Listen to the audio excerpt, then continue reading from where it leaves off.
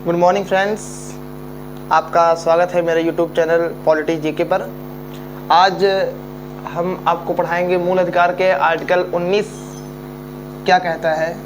Article 19 में कौन कौन से प्रावधान किए गए हैं। तो मूल अधिकार में आर्टिकल 19 को छः वर्गों में बांटा गया है, जबकि आप देख सकते हैं 19(1) का ए, ये जो एक है ये खंड है, और जो ये ए है ये इसका उपखंड है। इसको ये एक खंड कहते हैं, ए को उपखंड कहते हैं। इसी तरीके से एक का ए आपसे कहता है अभिव्यक्ति की स्वतंत्रता। अभिव्यक्ति की स्वतंत्रता का अर्थ होता है कि आप अपनी बातों को कहीं पर भी खुले तौर से रख सकते हैं। ये आपकी एक मूल अधिकार के अंतर्गत आता है कि अपनी बातों को आप स्वतंत्र तरीके से अपनी बातों को कहीं भी रख सकते हैं। और एक का एफ कहता है बी कहता है 19(1) का बी, बैठक करने की स्वतंत्रता। बैठक करने की स्वतंत्रता का मतलब है कि आप बिना किसी हथियार लेकर नहीं, बिना किसी हथियार के कहीं पर भी बैठक कर सकते हैं, यानी कि समूह लगा सकते हैं। मीटिंग, जैसे कि आप इंग्लिश में से सोचिए तो मीटिंग आप कर सकते हैं। तो ये आपको अधिकार देता है 19(1) का एफ, 19(1) खंड का बी उपखंड, बैठक करने की स्वतंत्रता आपको प्रदान करता है। एक का सी कहता है संघ और संगठन बनाने का। एक का सी संघ और संगठन बनाने का आपको अधिकार देता है।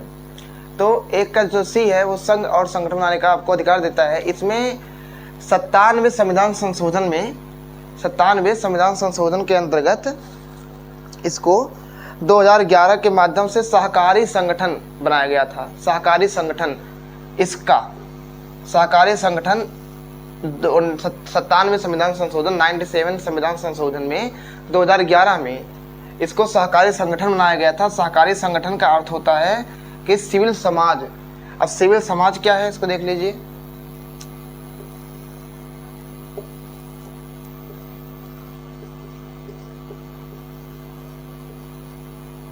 वैसे तो ये सिविल समाज बहुत बड़ा टॉपिक है, बड़ा एक पूरे चैप्टर के रूप में आता है सिविल समाज एक पूरे बहुत बड़े चैप्टर के रूप में आता है। लेकिन आपको मैं छोटे मध्य में बताऊं तो ये ना तो हानि का लाभ होता है इसमें, इसको ना हानि चाहिए ना हानि, ना लाभ को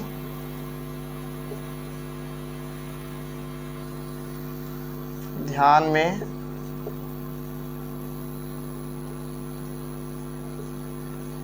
रखते हुए ये समाज कल्याण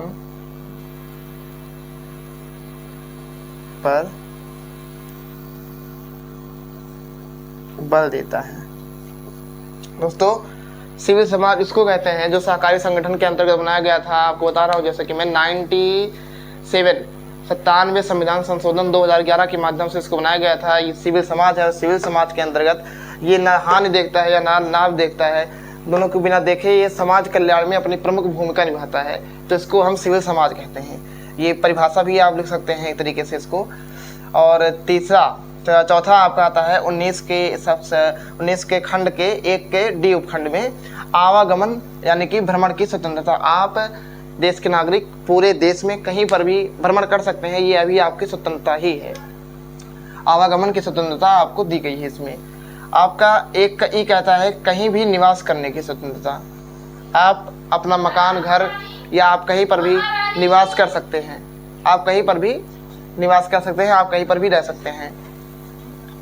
और आपका कहता है 19 का ए का एफ, ये जो है जैसा कि मैंने कल क्लास में आपको बताया था कि इसको समाप्त कर दिया गया है।